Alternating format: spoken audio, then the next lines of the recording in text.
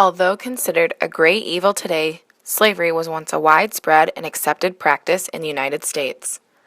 Most people are familiar with the voices of the great abolitionists during the movement to end slavery, such as Frederick Douglass and Sojourner Truth.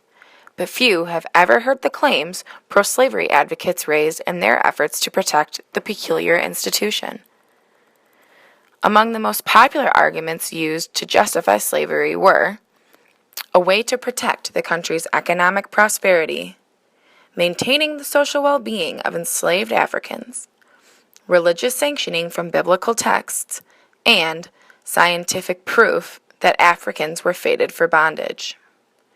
Throughout the 19th century, cotton was king of the South and truly ruled over all facets of life, both white and black.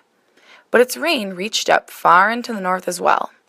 While the Southern economy focused on the raw export of cotton, the Northern states relied heavily on the cotton-fueled textile industry.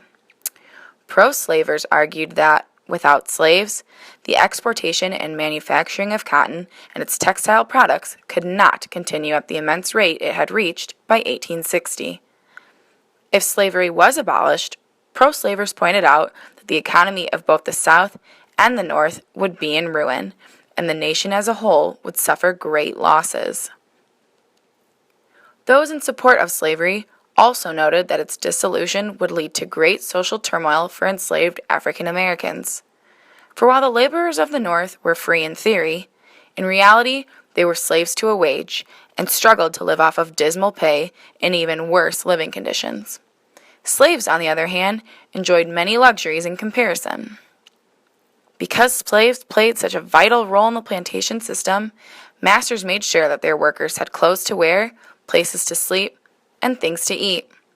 Some owners went as far as allotting their slaves small plots of land where they could grow additional food for their own consumption and even sell excess goods to earn money. But many abolitionists ignored the humanitarian case put forth by pro-slavery supporters, arguing that it was a treacherous and evil practice. Advocates of slavery, on the other hand, continued to defend their system, this time arguing that slavery was, in fact, ordained by God Himself. Numerous laws and texts were cited from the Bible, showcasing how God not only referenced slavery's existence, but called for those in bondage to remain obedient to their masters. When all else failed, pro-slavery activists relied on scientific evidence that, at the time, was believed to legitimize a need for all African Americans to be in subservient positions within society. It was argued that, due to smaller skull size and supposed similarities between blacks and apes, that the entire African race was biologically inferior. If left to their own devices, African Americans would be incapable of functioning, therefore legitimizing the need for white leadership via a slave society.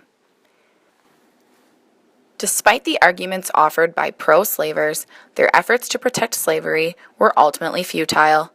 The peculiar institution was abolished in 1865, following the Union's victory in the Civil War and the ratification of the 13th Amendment.